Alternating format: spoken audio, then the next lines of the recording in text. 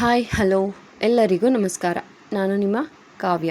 ಅಭಿವ್ಯಕ್ತಿ ಕಥಾಲೋಕಕ್ಕೆ ಸ್ವಾಗತ. ಶರದೃತು ಕಥೆಯ 46ನೇ ಅಧ್ಯಾಯವನ್ನು ಶುರು ಮಾಡೋಣ. ಶರದ್ಗೆ ಸಂಜೆ 7 ಗಂಟೆಯ ಹೊತ್ತಿಗೆ ಎಚ್ಚರವಾಗಿತ್ತು. ಎದ್ದು ಆಕಳಿಸುತ್ತಾ ಮೈ ಮುರಿದು ತುಂಬ ದಿನ ಆದಮೇಲೆ ಇಷ್ಟು ಒಳ್ಳೆ ನಿದ್ದೆ ಮಾಡಿದೆ ಎಂದ. ಋತು ತನ್ನ ಹಳೆಯ ನೆನಪುಗಳನ್ನು ಮೆಲುಕು ಹಾಕುತ್ತಾ ಕಣ್ಣೀರು ಹಾಕುತ್ತಿದ್ದವಳು ಶರಧ್ವನಿಗೆ ತನ್ನ ಕಣ್ಣೀರು ಒರೆಸಿಕೊಂಡಳು. ಇವಳಿಗೇನಾಯ್ತು, ಯಾಕೆ ಅಳ್ತಿದ್ದಾಳೆ ಎಂದು. ಓಯ್, ಯಾಕೆ ಅಳ್ತಿದ್ಯಾ, ಏನಾಯಿತು, ಹೊಟ್ಟೆ ಹಸಿತಿದ್ಯಾ ಎಂದ. ಏನಿಲ್ಲ ಎಂದಳು ಕಣ್ಣೀರು ಒರೆಸಿಕೊಳ್ಳುತ್ತಾ. ಏನಿಲ್ಲ ಅಂದರೆ ಮತ್ತ್ಯಾಕೆ ಅಳ್ತಿದ್ದೆ?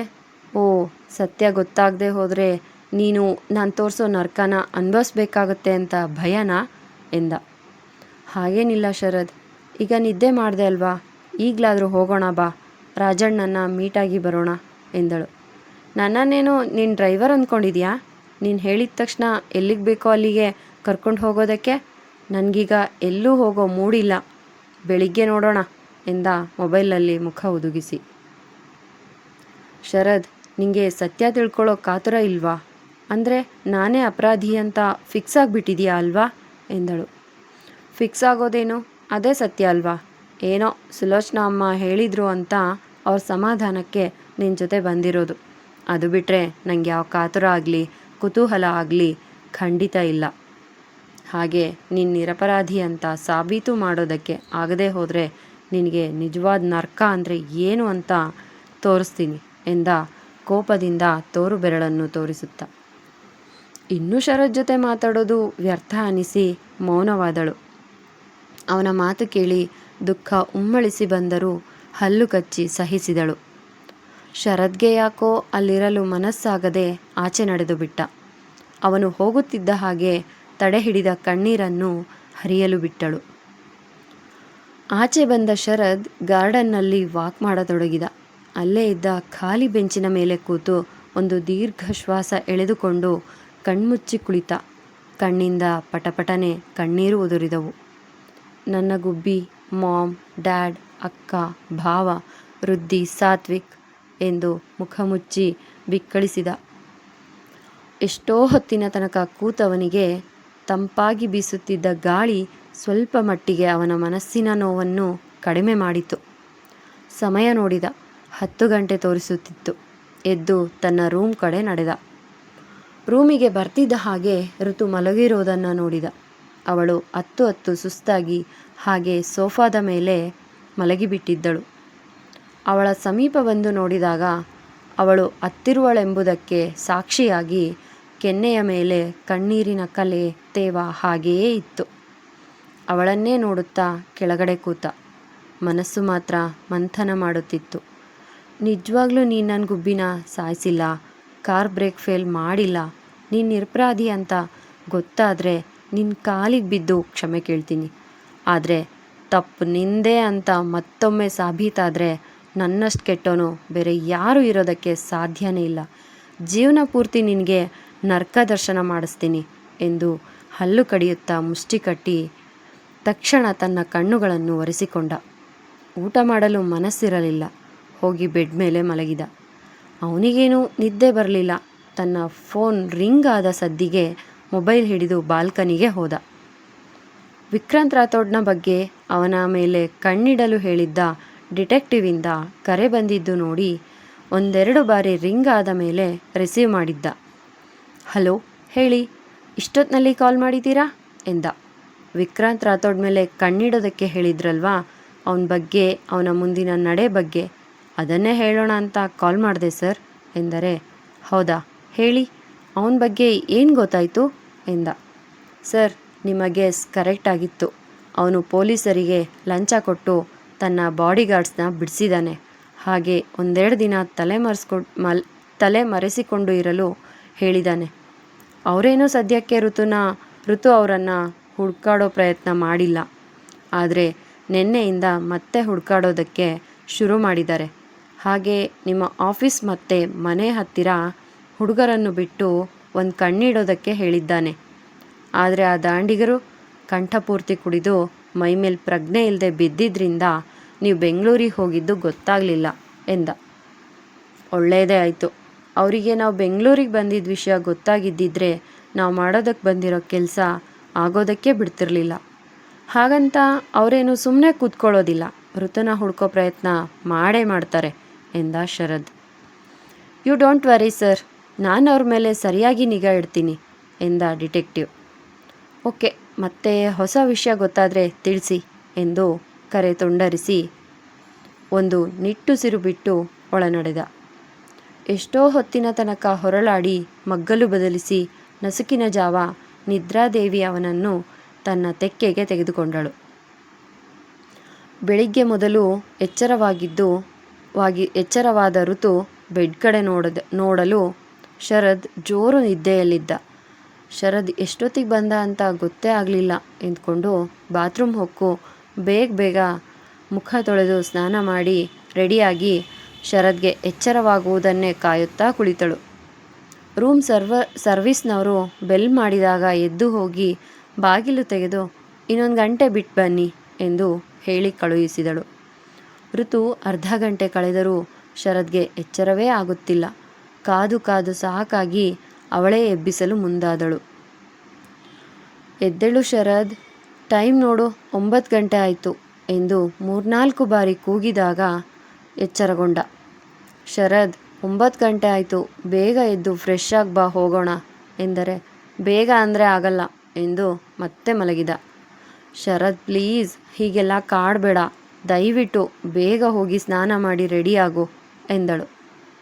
ಮೊದಲು ಕಾಫಿ ಕುಡಿಬೇಕು ನಾನು ಎಂದು ಕಾಲ್ ಮಾಡಿ ಕಾಫಿ ತರಲು ಹೇಳಿ, ಕಾಫಿ ಬರೋವರೆಗೂ ಮಲಗ್ತೀನಿ, ಕಾಫಿ ಬಂದಮೇಲೆ ಎಬ್ಸು ಎಂದು ಬೋರಲಾಗಿ ಮಲಗಿದ. ಛೇ, ಬೇಕು ಅಂತಾನೆ ಹೀಗೆ ನಡ್ಕೊಳ್ತಿದ್ದಾನೆ. ನನಗೆ ಗೋಳು ಹೊಯ್ಕೊಳ್ಳೋದು ಅಂದರೆ ಇವನಿಗೆ ಹಾಲು ಕುಡಿದಷ್ಟು ಸಂತೋಷ ಆಗುತ್ತೆ ಅನಿಸುತ್ತೆ ಎಂದು ಗೊಣಗಿಕೊಂಡು ಸುಮ್ಮನೆ ಕುಳಿತಳು.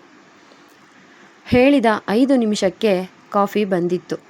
ಶರದ್ ಎದ್ದೇಳು, ಕಾಫಿ ಬಂದಿದೆ ಎಂದು ಎಚ್ಚರಿಸಿದಾಗ ಆಕಳಿಸುತ್ತಾ ಎದ್ದು ಕಾಫಿ ತೆಗೆದುಕೊಂಡು ಕುಡಿದ. ಈಗ ಮತ್ತೇನಾದರೂ ರಗಳೆ ತೆಗಿತಾನೋ ಏನೋ ಎಂಬ ಆತಂಕ ಕಾಡುತ್ತಿತ್ತು.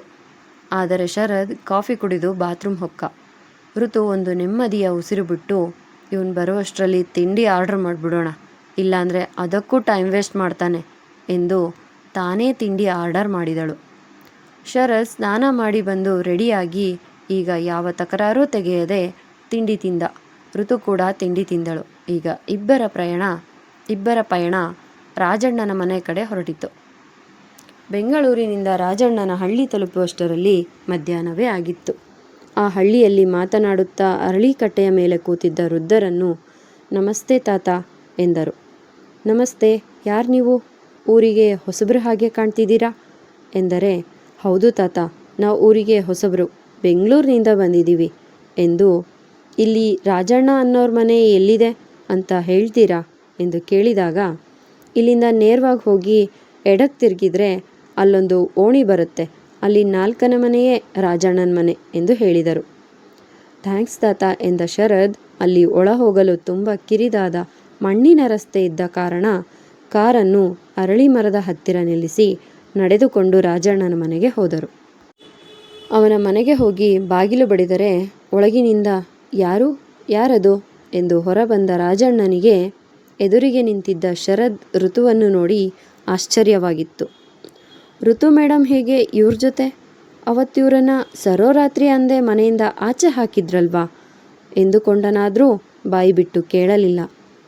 ಅರೆ ಸರ್, ನೀವೇನಿಲ್ಲಿ, ಬನ್ನಿ ಒಳಗೆ ಎಂದು ಸಂತೋಷದಿಂದ ಬರಮಾಡಿಕೊಂಡ ರಾಜಣ್ಣ. ಕುರ್ಚಿ ಮೇಲೆ ಕುಳಿತುಕೊಳ್ಳಲು ಹೇಳಿ ತನ್ನ ಹೆಂಡತಿ ಲಕ್ಷ್ಮಿಗೆ ಕಾಫಿ ತರಲು ಹೇಳಿದ. ರಾಜಣ್ಣ, ಕಾಫಿ ಏನೂ ಬೇಡ, ಬರೋವಾಗ ಕಾಫಿ ತಿಂಡಿ ಎಲ್ಲ ಮುಗಿಸ್ಕೊಂಡು ಬಂದಿದ್ದೀವಿ ಎಂದ. ಪರವಾಗಿಲ್ಲ ಬಿಡಿ ಸರ್, ಒಂದು ಅರ್ಧ ಕಪ್ ಕಾಫಿ ಕುಡಿದ್ರೆ ಏನಾಗಲ್ಲ ಎಂದ. ಲಕ್ಷ್ಮಿ ಕಾಫಿ ತೆಗೆದುಕೊಂಡು ಬಂದು ಶರದ್, ಋತು ಮತ್ತು ರಾಜಣ್ಣನಿಗೆ ಕೊಟ್ಟಳು. ಲಕ್ಷ್ಮಿ, ನಾನು ಹೇಳ್ತಿದ್ದೆ ಅಲ್ವಾ, ಶ್ರೀಧರ್ ಸರ್ ಮನೆಯಲ್ಲಿ ಕೆಲಸ ಮಾಡ್ತಿದ್ದೆ ಅಂತ.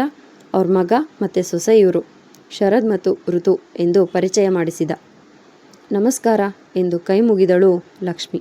ನಮಸ್ಕಾರ ಅಮ್ಮ ಎಂದ ಶರದ್ ಜೊತೆಗೆ ಋತು ಕೂಡ ಕೈ ಮುಗಿದಳು. ಕಾಫಿ ಕುಡಿದು ಮುಗಿದಿದ್ದರಿಂದ, ಹೇಳಿ ಸರ್, ಏನು ವಿಷಯ, ಇಷ್ಟು ದಿನದ ಮೇಲೆ ನನ್ನನ್ನು ಹುಡುಕೊಂಡು ನಮ್ಮ ಹಳ್ಳಿಗೆ ಬಂದಿದ್ದೀರಾ ಎಂದ ರಾಜಣ್ಣ. ರಾಜಣ್ಣ, ಅದು ನಿಮ್ಮಿಂದ ಒಂದು ಸಹಾಯ ಆಗಬೇಕಾಗಿತ್ತು ಎಂದಳು ಋತು. ನನ್ನಿಂದನಾ? ಏನು ಸಹಾಯ ಆಗಬೇಕು ಎಂದರೆ, ಅವತ್ತು ನಮ್ಮನೆಗೆ ಶ್ರೀಕಾಂತ್ ಅನ್ನೋ ಹುಡುಗನ್ನ ನೀವು ಕಳಿಸಿದ್ರಲ್ವಾ, ಅವನ ಬಗ್ಗೆ ಸ್ವಲ್ಪ ಮಾಹಿತಿ ಬೇಕಿತ್ತು ಎಂದರೆ, ಮಾಹಿತಿನಾ? ಯಾಕೆ ಎಂದ. ಅದು ಅವತ್ತು ಹೇಳಿದ ವಿಷಯ ನಿಜನಾ, ಅಥವಾ ಆ ರೀತಿ ಹೇಳೋದಕ್ಕೆ ಬೇರೆ ಏನಾದರೂ ಕಾರಣ ಇದೆಯಾ ಅಂತ ಮತ್ತೊಂದು ಸಾರಿ ವಿಚಾರಿಸೋದಕ್ಕೆ ರಾಜಣ್ಣ ಎಂದಳು ಋತು. ಋತು ಮಾತಿಗೆ ಒಂದು ನಿಟ್ಟುಸಿರು ಬಿಟ್ಟು, ಅವನನ್ನು ವಿಚಾರಿಸೋದಕ್ಕೆ ಅವನ ಭೂಮಿ ಮೇಲೆ ಇದ್ರೆ ಅಲ್ವಾ ಎಂದಾಗ ಶರದ್ ಮತ್ತು ಋತುಗೆ ಗೊಂದಲದ ಜೊತೆಗೆ ಆಶ್ಚರ್ಯವೂ ಆಗಿತ್ತು. ರಾಜಣ್ಣ, ನೀವು ಏನು ಹೇಳ್ತಿದ್ದೀರಾ ಅಂತ ಅರ್ಥ ಆಗ್ತಿಲ್ಲ ಎಂದ ಶರದ್. ಸರ್, ಅವನು ಸತ್ತು 2 ವರ್ಷ ಆಗ್ತಾ ಬಂತು ಎಂದ. ಅದನ್ನು ಕೇಳಿದ ಋತುಗೆ ಬರಸಿಡಿಲು ಬಡಿದಂತಾಗಿತ್ತು. ವಾಟ್, ಸತ್ತು ಹೋಗಿದ್ದಾನಾ? ಶರದ್ಗೂ ಕೂಡ ಶಾಕ್ ಆಗಿತ್ತು. ಹೌದು ಸರ್, ಒಂದು ಕಾರ್ ಆಕ್ಸಿಡೆಂಟ್ನಲ್ಲಿ 2 ಕಾಲು ಕಳೆದುಕೊಂಡ.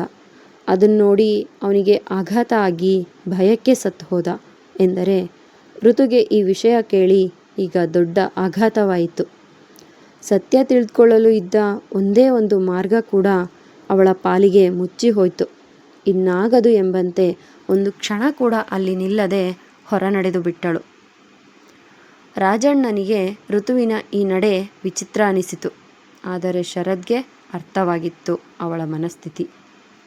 ಅವನಿಗೆ ಸತ್ಯ ಬೇರೆ ಇರಬಹುದು ಎಂದು ಎನಿಸಿದ ಕಾರಣ ಋತು ಜೊತೆ ಬರಲು ಒಪ್ಪಿದ್ದ.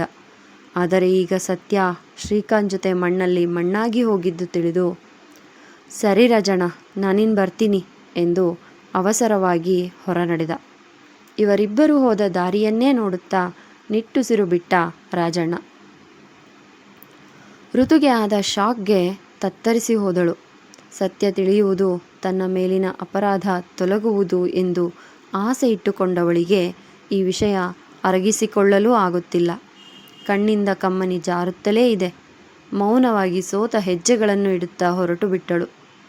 ಮೈ ಮೇಲೆ ಪ್ರಜ್ಞೆ ಇಲ್ಲದಂತೆ ಹಳ್ಳಿಯಿಂದ ಸ್ವಲ್ಪ ದೂರ ಹೋಗಿ ದಾರಿ ಮಧ್ಯೆ ಕುಸಿದು ಕುಳಿತು ಬಿಟ್ಟಳು. ಎದೆ ಬಿರಿಯೋ ಹಾಗೆ ಅಳುತ್ತಾ, ಯಾಕೆ ದೇವ್ರೆ ಹೀಗೆ ಮಾಡಿದೆ? ನಾನು ಏನು ಅನ್ಯಾಯ ಮಾಡಿದೆ ಅಂತ ಈ ರೀತಿ ಮಾಡಿದೆ?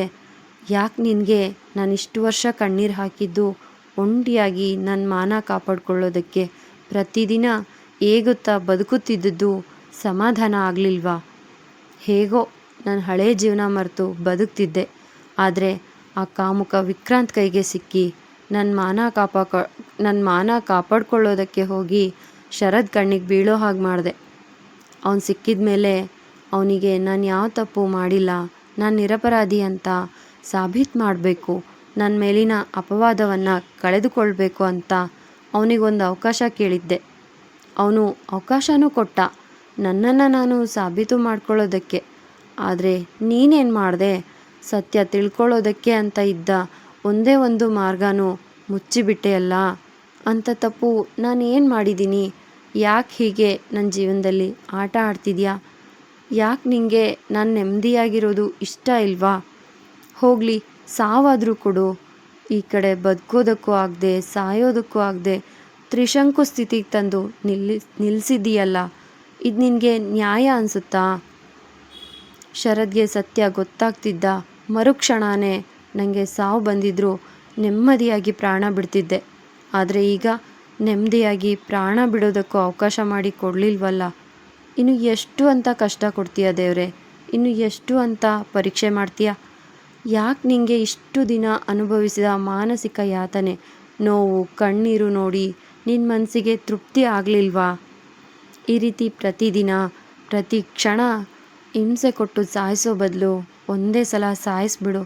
ಆಗ್ತಿಲ್ಲ ನನಗೆ ಇದನ್ನೆಲ್ಲ ತಡ್ಕೊಳ್ಳೋದಕ್ಕೆ ಎಂದು ಮುಖ ಮುಚ್ಚಿ ಬಿಕ್ಕಿ ಬಿಕ್ಕಿ ಅಳತೊಡಗಿದಳು.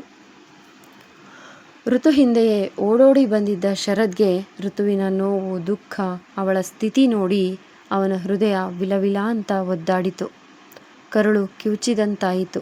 ಒಂದು ಕ್ಷಣ ಇದೆಲ್ಲವನ್ನು ಇಲ್ಲಿಗೆ ಕೈಬಿಟ್ಟು ಅವಳ ಜೊತೆ ನೆಮ್ಮದಿಯಾಗಿ ಬದುಕಿಬಿಡೋಣ ಅನ್ನಿಸ್ತು.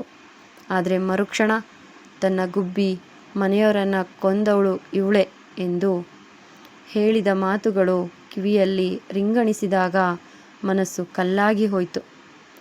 ಅವಳ ಬಳಿ ಬಂದು ಶರದ್, ನಿನ್ನ ಅಳೋ ನಾಟಕ ಮುಗ್ದಿದ್ರೆ ಹೊರಡೋಣ. ಹೇಗೂ ಸತ್ಯ ಏನು ಅಂತ ನಿನ್ನ ಕೈಯಿಂದ ಕಂಡು ಹಿಡಿಯೋದಕ್ಕೆ ಆಗಲಿಲ್ಲ. ಈಗ ತೆಪ್ಪಗೆ ನನ್ನ ಜೊತೆ ಬಾಯಿ ಮುಚ್ಕೊಂಡು ನಡಿ. ಇನ್ಮೇಲಿದೆ ನಿಂಗೆ ಮಾರಿ ಹಬ್ಬ ಎಂದು ಒರಟಾಗಿ ಅವಳ ತೋಳು ಹಿಡಿದು ಎಬ್ಬಿಸಿ, ನಿನ್ನನ್ನು ನೋಡಿದರೆ ಈಗಲೇ ಇಲ್ಲೇ ಕತ್ತು ಹಿಸ್ಕಿ ಸಾಯಿಸ್ಬಿಡೋಣ ಅನಿಸುತ್ತೆ. ಹಾಗೆ ಮಾಡೋದ್ರಿಂದ ಒಂದೇ ಏಟಿಗೆ ನಿನ್ನ ಪ್ರಾಣ ಏನೋ ಹೋಗುತ್ತೆ. ಆದರೆ ನನ್ನ ಮನಸ್ಸಲ್ಲಿ ಉರಿತಿರೋ ಬೆಂಕಿಯ ತಾಪ ಕಡಿಮೆ ಆಗಲ್ಲ. ಅದು ತಣ್ಣಗಾಗಬೇಕು ಅಂದರೆ ನೀನು ಪ್ರತಿದಿನ ಪ್ರತಿ ಕ್ಷಣ ನರಳಬೇಕು, ನೋವು ಪಡಬೇಕು. ಆಗಲೇ ನನ್ನ ಮನಸ್ಸಿಗೆ ನೆಮ್ಮದಿ ಸಿಗೋದು ಎಂದು ದರದರನೆ ಎಳೆದುಕೊಂಡು ಬಂದು ಕಾರ್ ಡೋರ್ ತೆರೆದು ಒಳಗಡೆ ಅವಳನ್ನು ತಳ್ಳಿ ದಢಾರನೆ ಬಾಗಿಲು ಹಾಕಿ ತಾನೂ ಕೂತು ಬಂದಷ್ಟೇ ವೇಗವಾಗಿ ಬೆಂಗಳೂರಿನ ಕಡೆ ಹೊರಟ. ಋತು ಒಂದು ಮಾತೂ ಆಡಲಿಲ್ಲ. ಕಣ್ಣಿಂದ ಕಮ್ಮನಿ ಜಾರುತ್ತಿದ್ದರೂ ಒರೆಸಿಕೊಳ್ಳುವ ಗೋಜಿಗೆ ಹೋಗಲಿಲ್ಲ. ಶರದ್ನ ಮುಂದಿನ ನಡೆ ಬಗ್ಗೆ ತಿಳಿದಿದ್ದ ಋತು ಮನಸ್ಸನ್ನು ಗಟ್ಟಿ ಮಾಡಿಕೊಳ್ಳುತ್ತಿದ್ದಳು. ಮುಂದೆ ಅವನು ಕೊಡುವ ಶಿಕ್ಷೆಯನ್ನು ಅನುಭವಿಸಲು. ಮುಂದುವರಿಯುವುದು. ನಿಮ್ಮ ಅನಿಸಿಕೆ ಅಭಿಪ್ರಾಯಗಳನ್ನು ಕಮೆಂಟ್ ಮೂಲಕ ತಿಳಿಸಿ. ಧನ್ಯವಾದಗಳು.